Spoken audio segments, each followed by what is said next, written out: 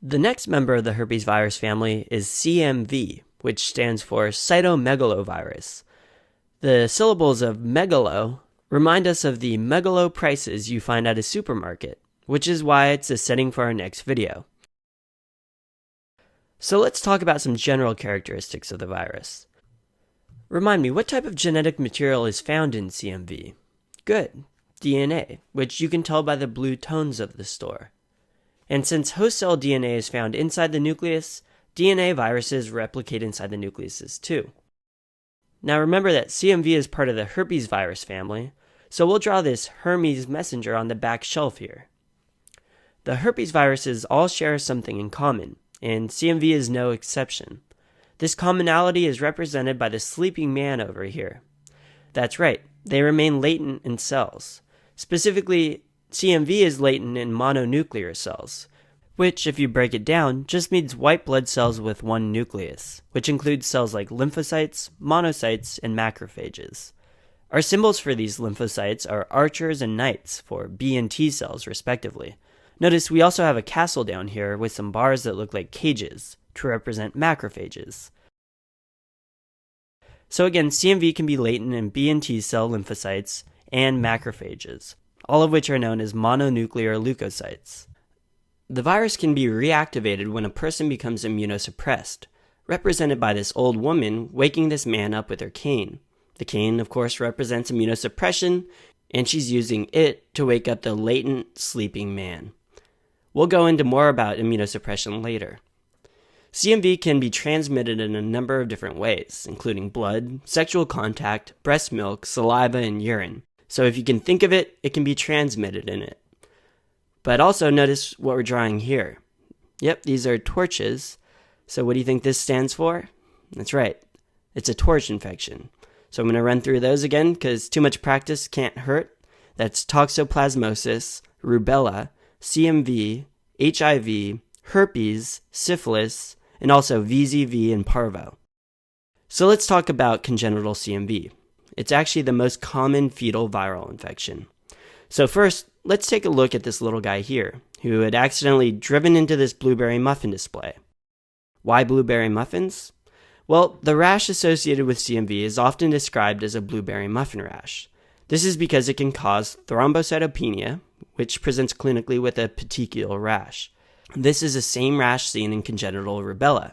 Additionally, CMV can also cause hepatosplenomegaly and jaundice, which we'll represent with this spotted yellow cow over the dairy section. Finally, the boy's covering his ears to represent sensorineural hearing loss. Congenital CMV also causes structural abnormalities in the brain, including intracranial calcifications and ventriculomegaly. These calcifications can occur around the ventricles, thus periventricular calcifications, or they can occur in the parenchyma itself. We'll first depict ventriculomegaly with these large helmet vents on the side of the child's helmet that are meant to look like large ventricles. The milk has splashed from the display onto the helmet, and notice it's spilled specifically around the ventricles, hence periventricular calcifications. Milk has calcium in it, so we thought this was fitting. There's another congenital infection associated with intracranial calcifications, and if you're going in order, you haven't encountered it yet, so I'll just give you a heads up. It's toxoplasmosis. Overall, these changes in brain structure can lead to intellectual disability or seizures, which we'll represent with this man here sleeping on the milk. Notice as he's slipping, that motion artifact makes it look like he's seizing. The milk or intracranial calcifications were what caused him to slip. So let's review the CMV torch infection. First, we have the blueberry muffin rash. Second, we have jaundice and hepatosplenomegaly. Third is sensorineural hearing loss. Fourth is ventriculomegaly. 5, intracranial calcifications. 6, seizures secondary to those neurofindings. Pretty devastating disease, isn't it? Now, I have some trivia questions for you. Is congenital CMV more likely to be symptomatic or asymptomatic? The answer is actually asymptomatic. Around 80 to 90% of newborns who get congenital CMV are asymptomatic. In other words, they're off the hook. and that's why we have this sign here that says 80 to 90% off. That only leaves 10 to 20% who actually develop symptoms. Also, 15% of these children later develop progressive hearing loss, mostly unilateral, but sometimes bilateral. That's why it's important to screen children for hearing deficits not only at birth, but as they get older too. If a pregnant patient's infected with CMV, which trimester is associated with the highest risk of congenital CMV? That's the first trimester.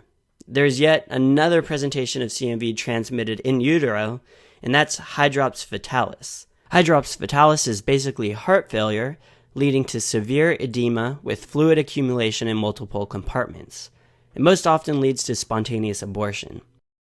So hydrops fetalis will be represented here with this balloon animal sitting in a puddle of water because of this fluid buildup in serous cavities. We're using this symbol to help you remember the association between CMV and hydrops fetalis, but this is a devastating consequence of congenital infection. And you should also know that hydrops fetalis is more commonly associated with parvovirus B19. Anyway, let's finish up this section of CMV with two more important facts. First, CMV is the #1 cause of intellectual disability from a congenital viral infection, which should be easy to remember considering it's the most common fetal viral infection in general, and it can cause intellectual disability. Also, it's the #1 cause of sensorineural hearing loss. So to represent both of these #1s, we'll draw this #1 on the kid's shirt here. Now, let's move on to cover some other manifestations of CMV. I mentioned earlier that it's associated with immunosuppression, and this can include transplant patients on immunosuppressants, as well as patients with HIV/AIDS. So let's first talk about transplant patients. What in a grocery store reminds you of organ transplants? Another slightly macabre image, but it's the butcher, who has a variety of meats and various organs on ice to represent organ transplantation. Transplant patients are at risk for developing CMV pneumonia.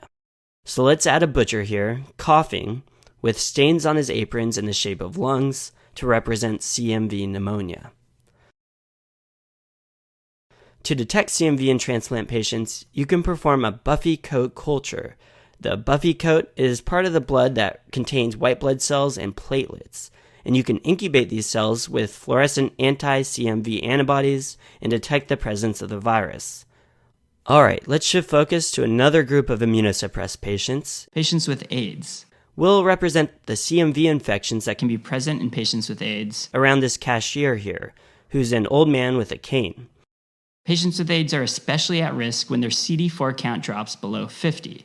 To help you remember this, we've drawn a donation sign that says Charity Drive for CD, and it's 50 cents for a red HIV/AIDS ribbon. So you'll look for CMV infections in patients with CD4 counts less than 50. The most common manifestation in patients with AIDS is CMV retinitis. It causes full-thickness retinal necrosis and is sometimes described as a pizza pie retinopathy. So we're drawing in this pizza pie here that looks very similar to what you would see with your ophthalmoscope. Symptoms include blind spots, flashing lights, or even vision loss. Typically it occurs unilaterally, but without treatment, the other eye can be involved. CMV esophagitis and colitis are other things to watch out for in these patients.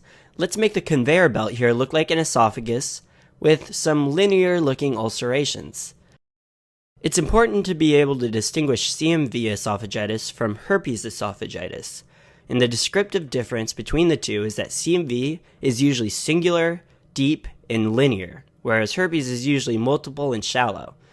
So if you think about a conveyor belt and picture getting a rock or a piece of glass stuck in the crack at the end of it, it would create this long, deep, singular, linear ulceration as the conveyor belt keeps moving forward. Then at the other end of the counter, we'll have these grocery bags that put together look kind of like colonic hostra to remind you of CMV colitis.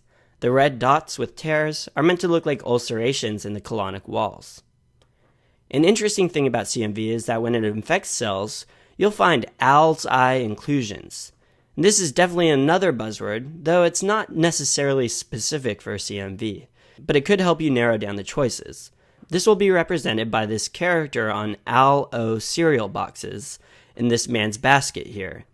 Now there's a product I'd buy. Although cereal is a trademark of Sketchy Group Incorporated, cannot be reproduced, transmitted, distributed, sold, or broadcasted without prior written consent from Sketchy Group Incorporated. Okay, so let's talk treatment. There are two main drugs you should associate with treating CMV. The first is ganciclovir. A recurring symbol for any of the cyclovirs has been this recycling bin. So to remind you that it's specifically ganciclovir, we're making it green for G, and we're writing cans only, since gan rhymes with can. The second line treatment is foscarnet, which is represented by this fast car with a net. Foscarnet, pretty close. Well, this is used when the virus has the UL97 gene mutation, which makes it resistant to ganciclovir. That's why the car has this UL97 sticker on its side. Lastly, people who are not immunosuppressed can also become infected with CMV, and the most common presentation in that case would be CMV mononucleosis. It'll have the same symptoms as EBV mononucleosis. So if you've already watched that video, then you should know that these symptoms are sore throat, lymphadenopathy, and fatigue.